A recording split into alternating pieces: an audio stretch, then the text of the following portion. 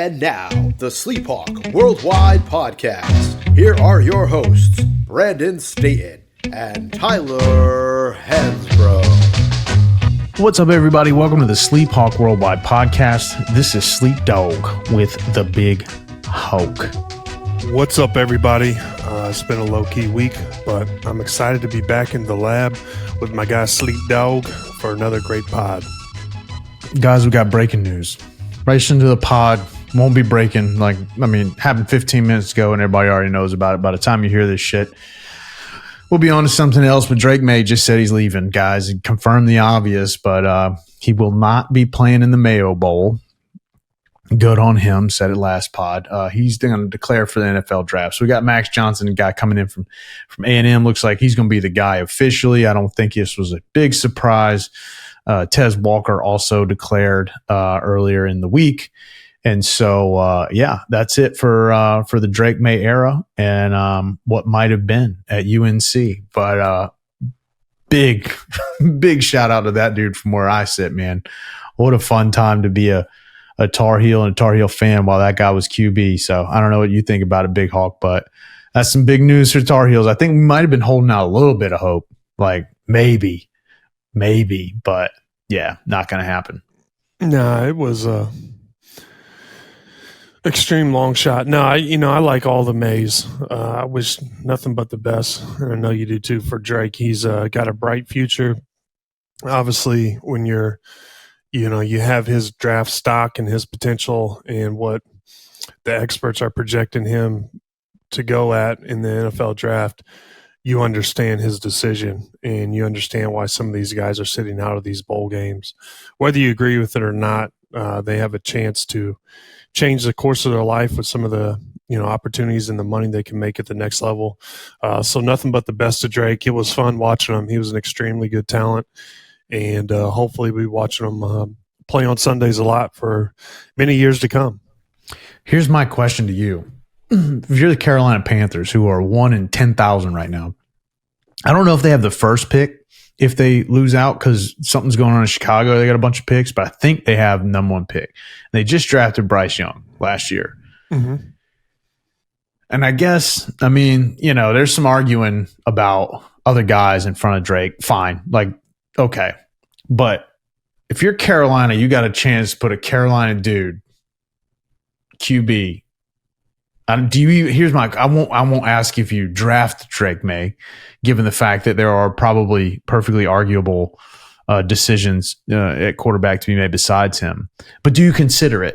And how much do you consider it? Given the fact you just invested in a franchise QB, I think they're 1 in 12 or something right now. The whole team seems like they suck. I don't really pay much attention to the Panthers because I'm not a Panthers fan. But damn if I might be if they put Drake Maye under center. Do you think if you're the Panthers, you got a number 1 pick, you think about it? And how much? Absolutely. I think you got to weigh all that in. Obviously, Bryce Young has not lived up to what everybody thought he would be. And even when I watch him play, the guy is so little. And I just don't understand. There's a difference between Tua is little, but also Tua is very athletic and kind of thick. And, Bryce Young is teensy all the way around. Doesn't look like he's ever really lifted. But, I think you've got to look at all these guys and have them in and work, have a workout and kind of really examine them. But for me, the real question I would say is, if the Panthers decide to make Drake the number 1 pick, does Drake want to go to the Panthers? Their organization has just been – they're confused. They don't know what the direction they're going. This would be spending multiple first, number 1 picks on QBs.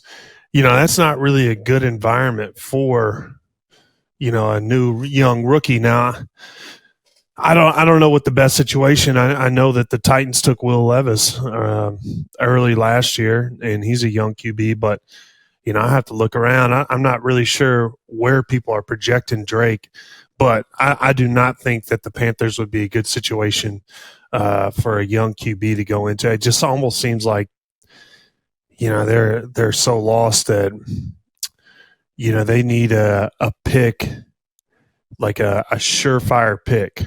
Mm-hmm. And, sometimes with the QBs, you're not really going to get that. I don't know what they need, but, it is not a good situation for the Panthers, and I'm not sure that Drake would even want to entertain that. Yeah, I mean, it gets interesting when you start thinking about where he could land. I mean, who the Jets would be cool. I think you said this a long time ago, right? Like, get in there behind Aaron Rodgers. There's a few legitimate landing places that could be really interesting for him. You got to think he seems to me like a guy that Belichick is going to scheme to get all over. I mean, there's a dumpster fire going on up in New England at quarterback. So, obviously Washington looks pretty invested in Sam Howell. You got a handful of guys that are already is pretty locked up. I'd say probably half the league is locked in at quarterback.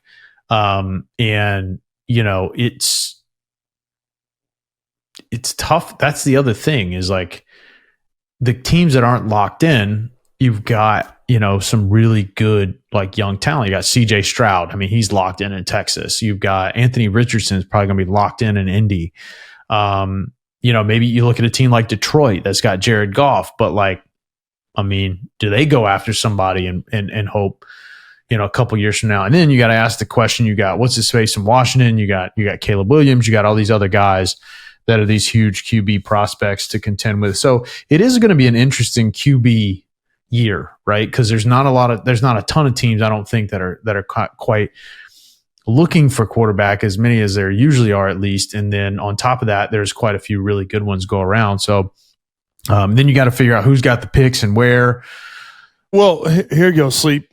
When I think about potential landing spots, I think Denver might be a good situation. Sean Payton, in what he did with, the quarterback in New Orleans. Oh my God, I'm blanking on his name, but Drew Brees. Yeah, I mean, that could be a good situation. Seattle, Pete Carroll and their QB situation doesn't look like that's too strong. And then also the Rams, that would be a good environment. The Rams, Stafford, they've entertained some different ideas. You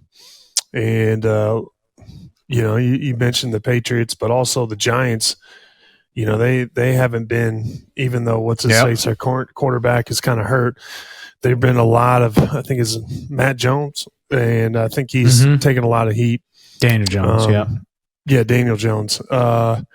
It is interesting. It's a weird time, but also you have seen these young quarterbacks go number one and all these top picks that they really haven't lived up to their potential. So I'm just curious and always fascinated to see how long this trend of just, these scratch off lottery tickets, it seems like what they're trying to do. Cause I know about that, trying to win, these young QBs and taking them so early instead of surefire, the offensive and defensive line. Yep. Seems like, a player that could last, up to 15 years and be very valuable to the team. Yeah. So you got the Giants I'm on here on online looking at a few things, mock drafts. They got Drake Maye second to the Giants as a potential pick. They need a QB. Patriots need a QB. They're later in the draft. Vikings could potentially go after a QB. Let's see here. They had Raiders, but they're later. They're middle of the pack in the first round. There was one other that made a lot of sense here. The Bears, I think, which again, the Bears, the verdict's still out. They got the number one pick, and consensus seems to be there that they would go after Caleb Williams. The Falcons is another really interesting one because you got Arthur Smith, who's a Carolina product, head coach there. What's his face that they've got? Not Ritter. Yeah. Desmond Ritter hadn't really worked out that great. So he's sort of just very vanilla. I don't know. It'll be really interesting to see when it comes around. But, like you said, I mean, him going to the NFL draft was pretty much a foregone conclusion. I think a lot of us felt like, hey, man, maybe because we had such a shitty into the season, he'd be compelled. But dude, quarterbacks are a different breed, man. In the NFL and in college, I almost think it doesn't even really matter how well you play or how well the team finishes, I should say. He just checks all the boxes, man. And I think he's going to be a stud in the NFL. I can't wait to watch him play on Sundays. So congrats to him. Congrats to Tez. And I'm sure there's going to be some other folks declaring, look, man, I made any bones about it, man. I wouldn't play in the Mayo Bowl. I wouldn't play. Like, literally give me a chance. I ain't even got the NFL calling, believe it or not, but I ain't playing either. So damn sure ain't going to get any pushback from me on that. But yeah, anyway, that was came out right before we hopped on here. So we'll segue now to basketball. Brighter days ahead. So at least hopefully our next game coming up at Rupp, playing Kentucky. Break this down for us, Big Hawk. That game is Saturday, coming off the loss at UConn. This is really kind of the gamut here in December, playing a really tough schedule. And like we talked about last pod, we looked pretty well in the loss. I will say the poll came out earlier. Connecticut stayed at 5. We stayed at 9. And you know what? I kind of look at that. I'm like, all right, that makes sense. So, I think we're getting a little bit of respect in that regard, passing the eye test and all that sort of stuff. Lost to a good team. But what do you see coming up with Kentucky? Yeah, we broke it down. UConn's a good team. Wasn't expecting too much movement. But I will say that this Kentucky team is a very young team. And, last year with their downfalls, Big Blue Nation talked about we've got one of the best recruiting classes coming in next year. And they just got one of their big men who was a major recruit. He's a freshman. His name is Aaron Bradshaw, 7 foot big. He just played his first game. He looked very good against Penn. They beat Penn in Philly. They've been up and down, but I'm looking forward to this matchup between Mondo and Bradshaw, battle the bigs down low. And then also Kentucky has this player, Reed Shepherd, who's been playing very well, young kid, freshman, coming in. He's been, bouncing around in the lineup, getting a lot of minutes off the bench. He has been one of their most consistent players, and he's had some electric nights. He lit up Miami in the second half. I can't remember. He went for like 28 or 30. But he had a great game against Miami. They absolutely blew Miami out of the water. They beat them 95-73 in Rupp. But also the next game after that, they lost to UNCW in Rupp, 80-73. So that shows you what a young team and how volatile they can be. 1 minute they're blowing out one of the best teams in the country, Miami. It's a very good team. And then they're losing to UNCW in their home arena, which Rupp is one of the toughest places to play in college basketball. So I expect the environment on Saturday to be absolutely electric. I'm looking forward to it. And I'm looking forward to the matchup between Mondo and Bradshaw, but also RJ and Reed Shepherd. I think those guys are going to be the best matchups. The reason I say that is because Reed Shepherd can light it up. He can get hot. But also RJ. RJ's been averaging 21. We haven't had a guy do that in a while. And, he can be electric too. So I'm looking forward to this game. But also, when you look at Kentucky, you have to look at Antonio Reeves was their best player last year. He's back. He's a consistent scorer.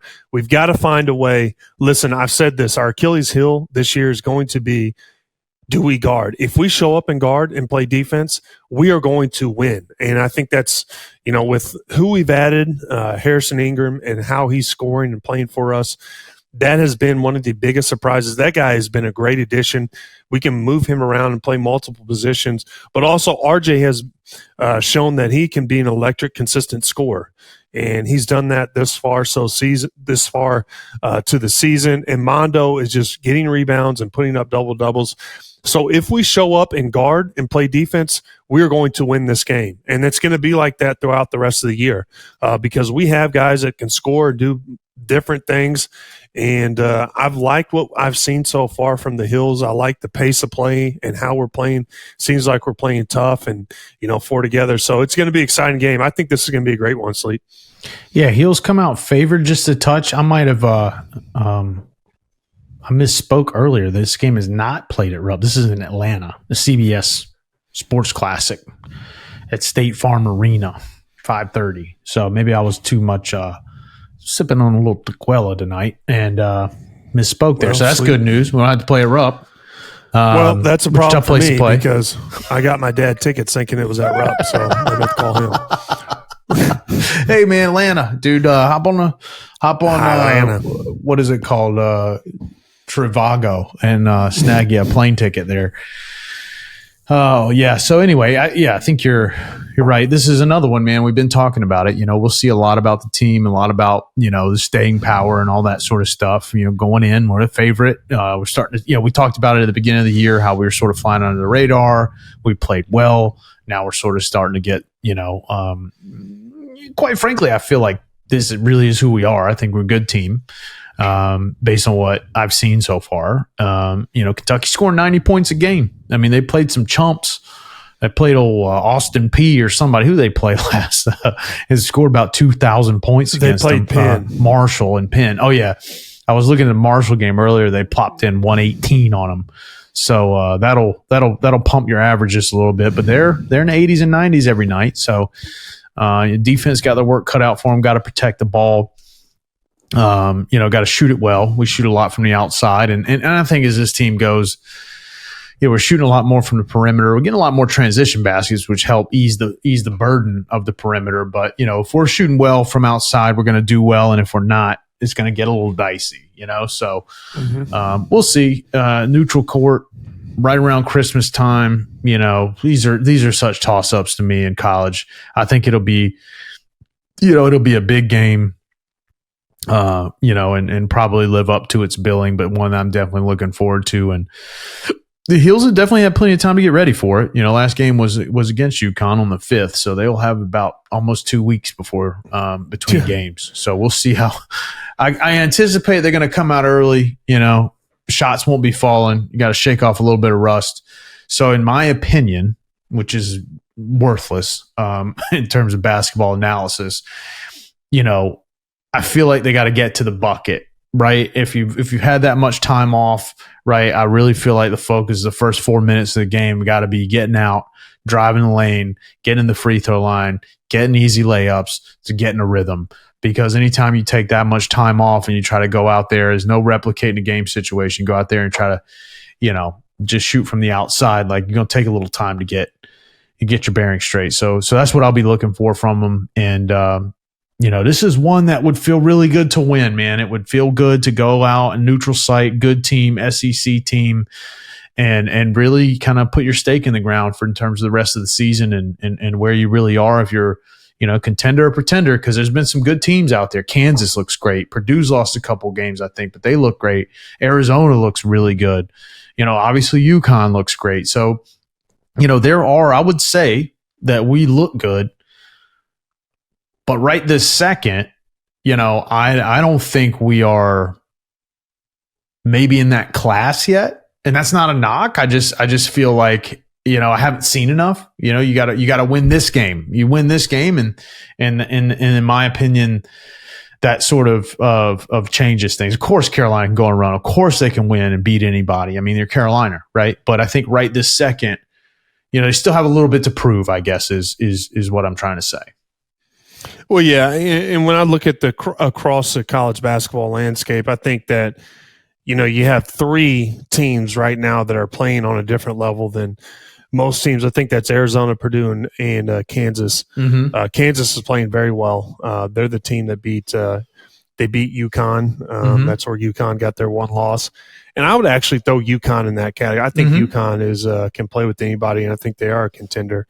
But Purdue is dominating with Zach Edey, and also their guards last year, majority of them were freshmen who they're relying on, have really improved, and seems to be, like they're helping share some of that weight, and they're not having a lot of the issues that they had early on or late last year, especially in the season for Purdue. But Arizona's also playing very well. Caleb's playing well. They're undefeated right now. A lot of people have them as the best team in the country.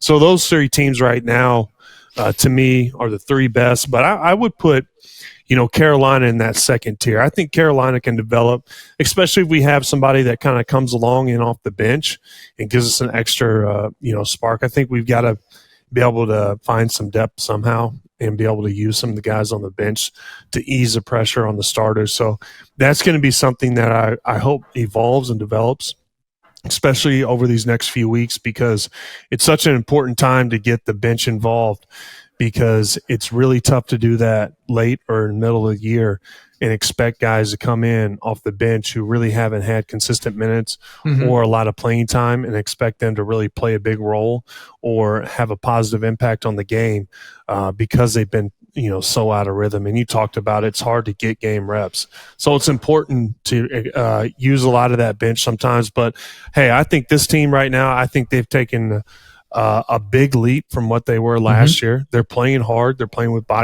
great body language. They're running. The one thing is, if we're trying to be, perfect here, we can play with anybody if we play defense. I think we've had a lot of teams come in, put up some big numbers, and we've had guys, you look at Tennessee and Connect. I think he had 36 on us. And then the guy from Villanova who had 30-something on us. And then the kid for UConn, I can't think of his name, but he gave us like 26 or something. He wasn't even one of their core guys. So we've got to be able to lock down and guard people and not let people have career nights for us to really be the team that we want. And I think this team's capable of that. And I like the direction that they're headed. So, obviously you got to come out and win these big games. And I think they can do that. Thomas attacks the rim and lays it in, plus the foul. I don't know what I got going on.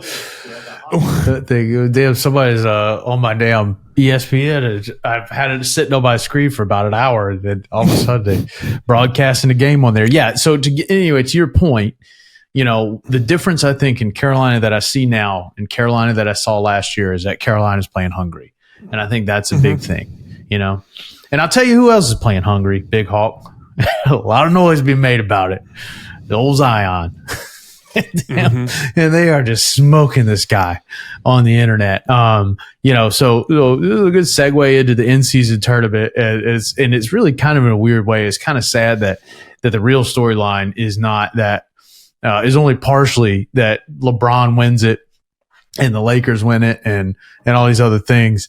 And it's that Zion had an opportunity to really, show up and on a big stage for the first time. Because that's what this in-season tournament created for people, right? I mean, look at the storyline behind Halliburton, right? And I mean, dude, the Lakers just smoked them. But I mean, people know who Tyrese Halliburton is now, right? And so, and then Stephen A. Smith, who love him or hate him, dude. I mean, he's a weird dude for me. I mean, some days I just love that guy. My buddy Brian absolutely loves Stephen A. Brian, that was in my wedding, Brian. And anyway, he just went in on Zion and basically was saying, right, that sources or whatever around the league are talking about how he's just eating himself out of the league. And it really is unfortunate. We were talking about it before, we came on. Look, here's the deal. Zion went to Duke, and basically that means I don't like him. But there's this weird threshold that you can cross through when a player goes to the NBA where, like, they're not as Duke as they were before, right? And Zion never really was. Kyrie's that kind of guy. I don't like Kyrie for a number of reasons. But like JJ Redick, I like JJ Redick.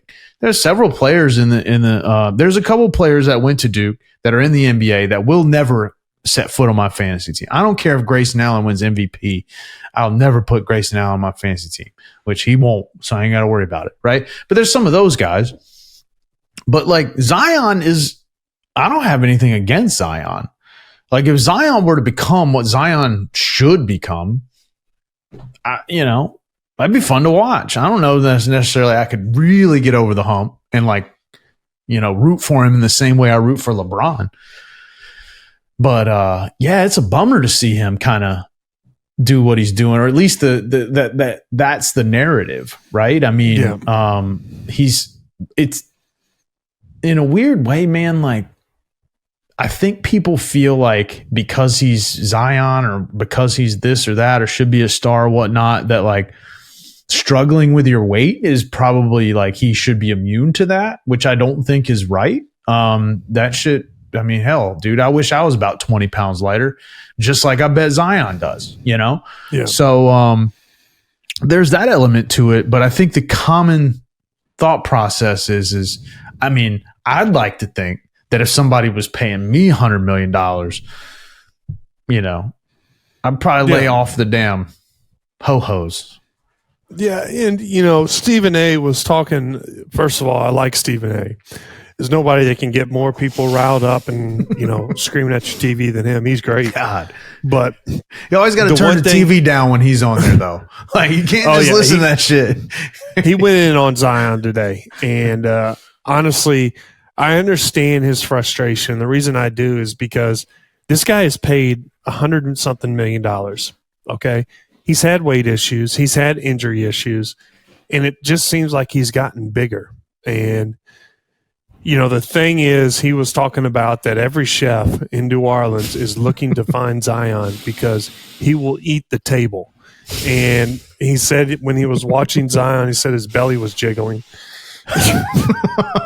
Which is, I got it, guys. As he's talking about this, I'm gonna find the quote because it is just destroyed him. But good grief. You know, as an athlete, and I've played with people who have had weight issues, and you know how tough it is. You know, some people can actually look at food and just gain weight, and other people, you know, you see them in the locker room downing pizzas before games, and they can't gain weight. You're just like, dude, how? Okay, well, Zion, he's got to find a way to lose some weight, and I don't think that you know, anybody, this is a secret, but he hasn't been healthy enough to stay on the court long enough. And with his body and how explosive he is, he's got to take, you know, extra care of his body, whether that's eating right or, you know, finding, you know, the proper trainer or nutritionist.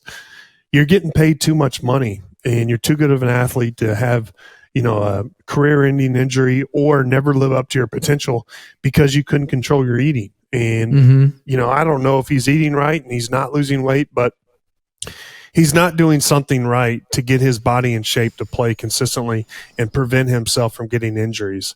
And he needs to figure that out because a lot of athletes have.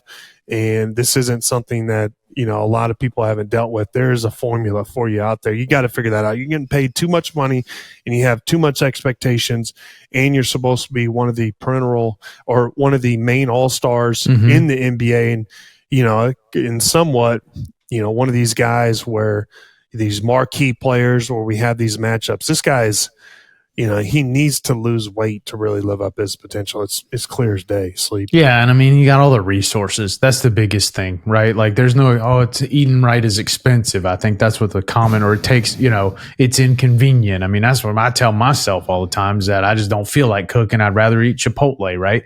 I mean, dude, you got a chef. And I found, damn, dude, I found the quote. This is from Stephen A. And this is what's like basically number one trend on Twitter right now. Is, quote, I'm not exaggerating. I'm quoting people. You got chefs in New Orleans who love him. They're looking for him. Every chef there wants to meet him. The word out on Zion Williamson is that he will eat the table. I mean, like, damn.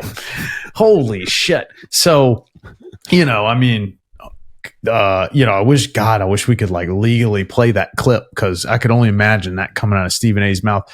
But yeah, in Zion, and that's, you know, kind of where you're at with this. Like, if he's struggling, you know, I really think that there are people that struggle with food, and I don't think that should be like, you know, minimized. I think it's easy for people to come in there and be like, dude, he makes too much money. This shit's easy, right? It should be easy for him. All right, fine, whatever. But he definitely, it is those same people that struggle with that. You know, maybe they have an issue and the doctor tells them like, dude, you got to get it together. You don't get it together and like, you're going to be a diabetic or you're going to be this or you're going to be that, right? I didn't make the world this way. Like, you there's all kinds of shit that you're going to struggle with. And this is one thing that I think, can be controlled. And I hope Zion gets it together because, I mean, I think he's a generational. He's got so many tools that you just can't replicate, man. Like, I don't give a shit if he went to Duke or what. Like, I mean, you watch this guy on fast break, man. This is a highlight reel. So, yeah, NBA would be better. The sport would be better. It'd be more fun to watch. I mean, the Pelicans are putting together a great season. And if you look at his stat line, it's solid. But damn, it could be a lot better. I mean, he should be pushing for the MVP at this stage, like now, right? I mean, he should be. I'm not saying he should be an MVP, but he should be in top 5 with his sort of body type stuff. Maybe top 10. All right, five's aggressive. Well, the other thing is, you know, you look at the pieces on New Orleans, and they have quality players. They have, you know, when you look at it, Brendan Ingram. He's a very good player. They almost have the pieces to be a contender, and they need Zion to really pick it up because, you know, they do have pieces. And I'm trying to pull up their roster right here just to give you an idea. Oh, dude, they got Herb Jones. They got Trey Murphy. They got Ingram. They got Valanciunas. They have Valanciunas. Dude, Valanciunas they got all these one great of the best guys. Bigs. Yeah, and you know they also have who's a kid that played for Portland forever. Oh, CJ McCollum, man. They got McCollum. Yeah, CJ McCollum. And they said they brought him in to like help with shit like this, like leadership. Yeah. And they said he won't listen. They said he won't listen to any of them. That's the knock. Yeah. Yeah. Well, you know, and I'm trying to think. I mean, they have a very solid roster. And you know, it would be a bummer. I mean, Zion's making $34 million this year. So, buddy, you gotta. He's gonna eat. Gotta eat. He's eating all right. You can own a like close a restaurant. Zion's you know who coming. else is making a lot of money is Shohei Ohtani. These are great segues we got going on here tonight. Ain't got much real shit to talk about, but dude, Shohei Ohtani he just signed a contract, and this is basically an anti-baseball podcast. So you know how big this shit is if we're talking about baseball. 10 years, $700 million. The joke going around is that the IRS just signed a 10-year, $350 million deal.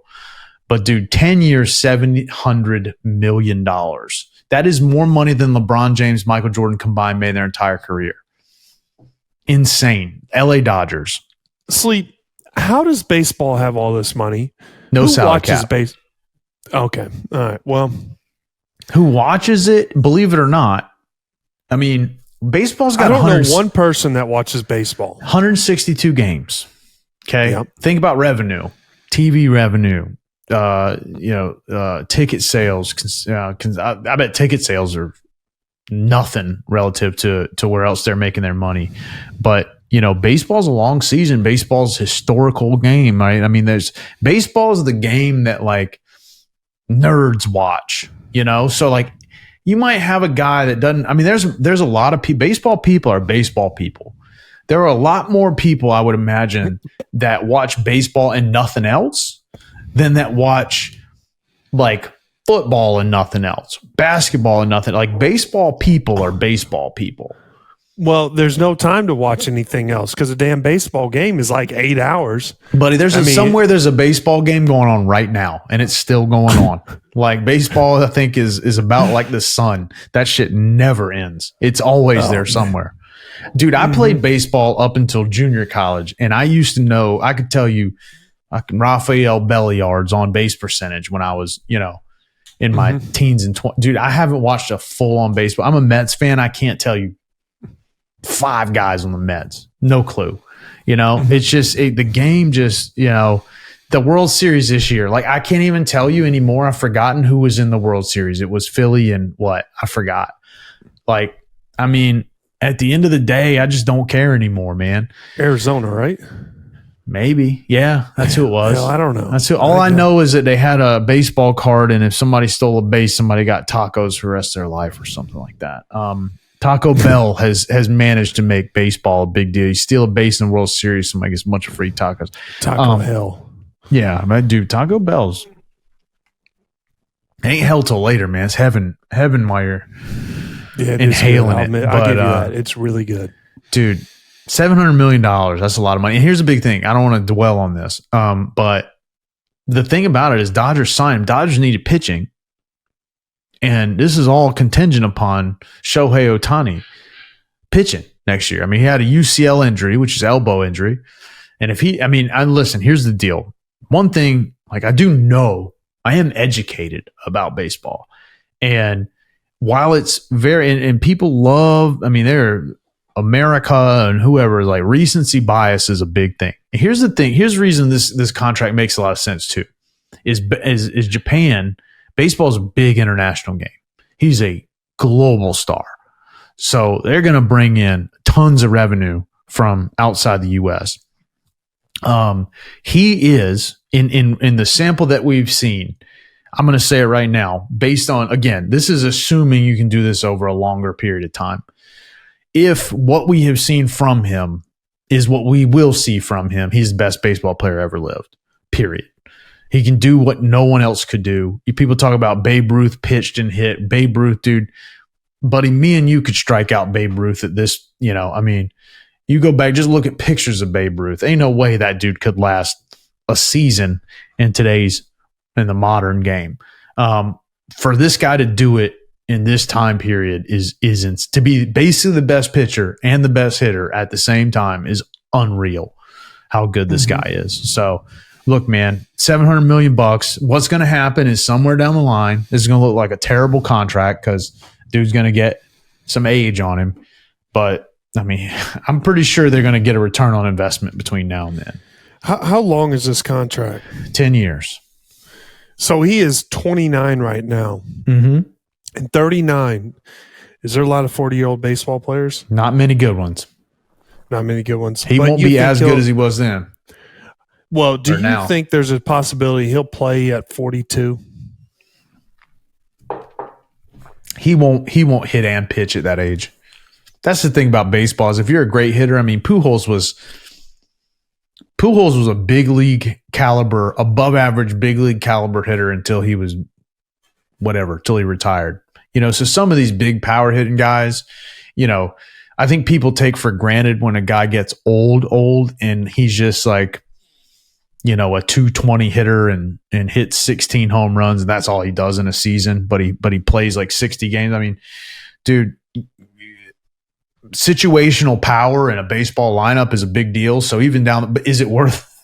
Well, they said he's deferring all this money until the end of the contract, which is really wild to me. Why would you do that financially? We need somebody way smarter than old Sleep Dog out here to manage this guy's money for him. But if you're paying, because that's what happened with like A-Rod and all these guys, right? Those $100 million contracts, they stagger them more. They defer that more into the future. And, you start looking at the way money works. Like it looks crazy to us that a guy's going to make $10 million this year and in 15 years he's going to be making 35. And then he's getting all that money at the downside of his career and blah, blah, blah. But theoretically, as a business, right, you're putting this asset to work for your business. He's generating all this return such that, the mechanics of it work down the line. You can dump contracts, right? Like somebody else will take him later. There's probably a lot of incentives laden in this contract that really just, everybody goes for the $700 million flash and sign, right? There's all kinds of other things probably at play. I don't know how much incentive. It's probably guaranteed. Probably a lot of it's guaranteed. I heard it was fully guaranteed. I'm not sure. No. He's a superstar, and he's going to make billions of dollars.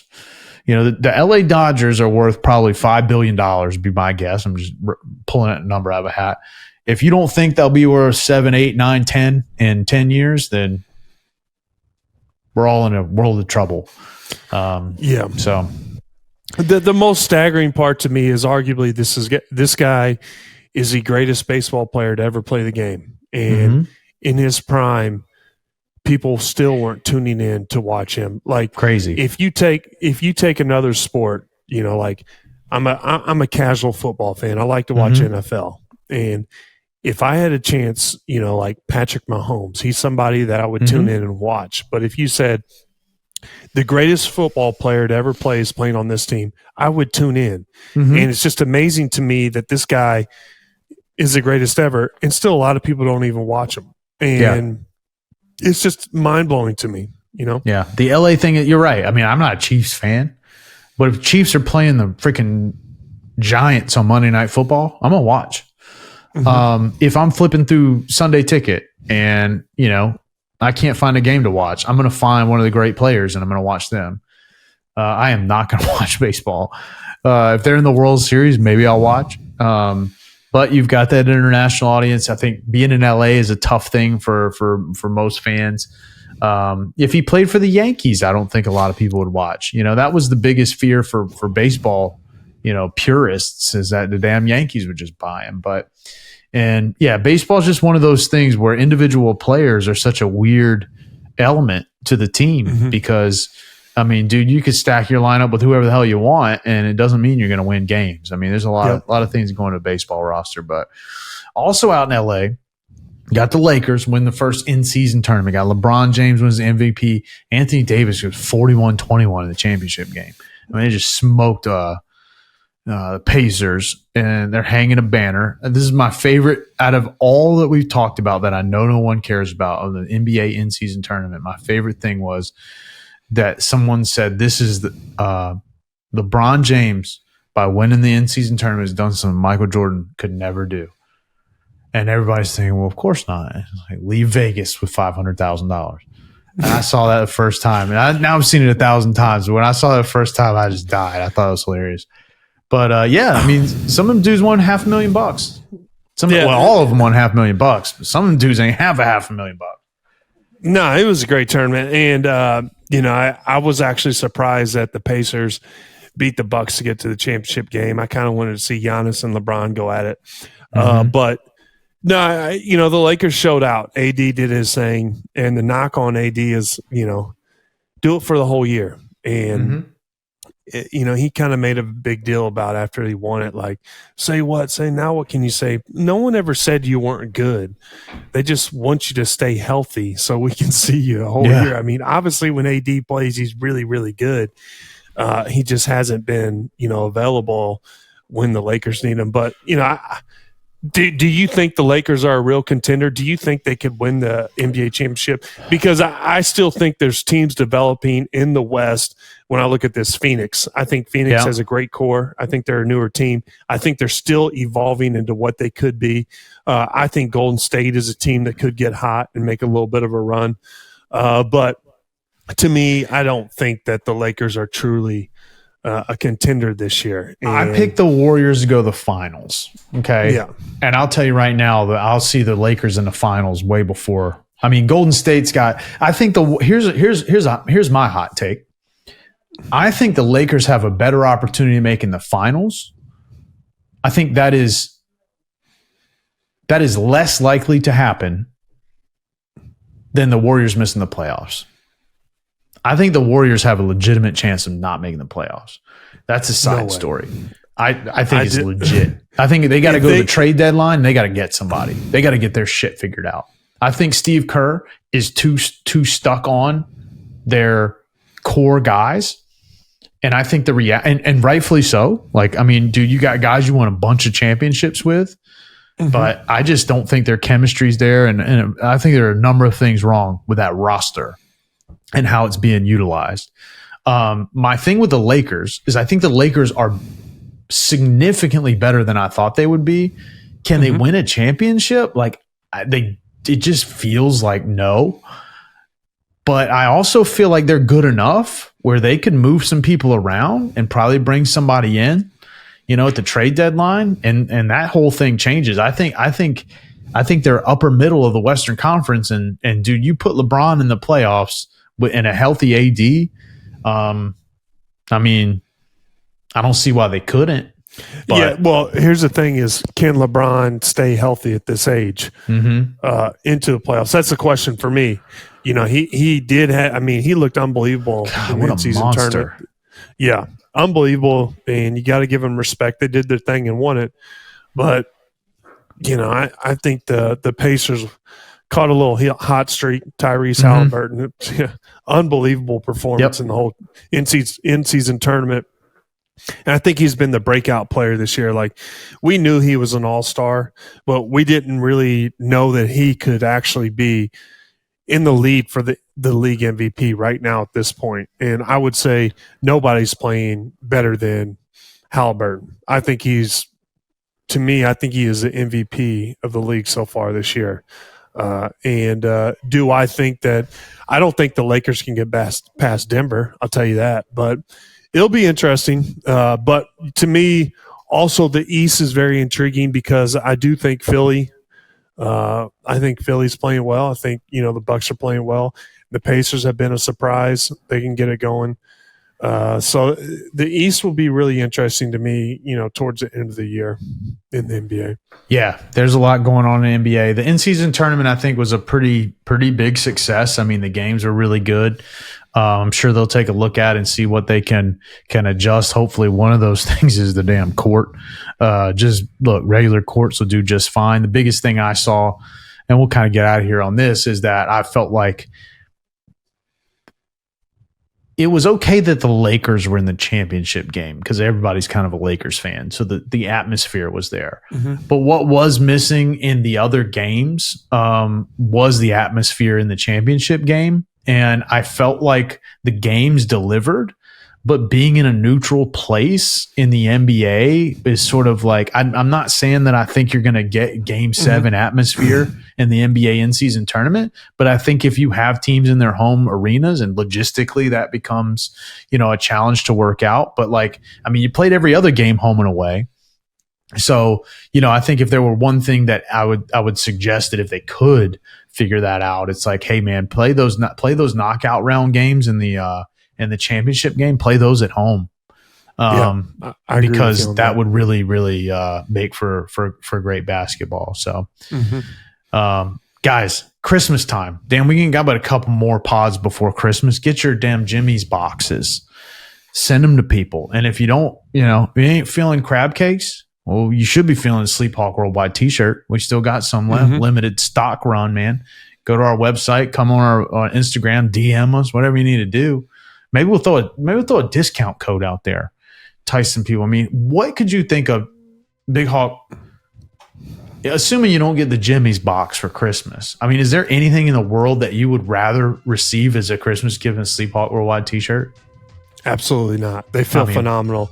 I mean, the best quality shirts out there, and you got our logo on them. Why not? I mean, I wouldn't want a Ferrari of this thing. One of those December to Remember sales event. Yeah, keep that shit. I want a SleepHawk Worldwide t-shirt. You know what I mean? Toyota-thon. SleepHawk Worldwide-a-thon. That's what I want. You got anything else, Big Hawk? Stay safe. Stay safe.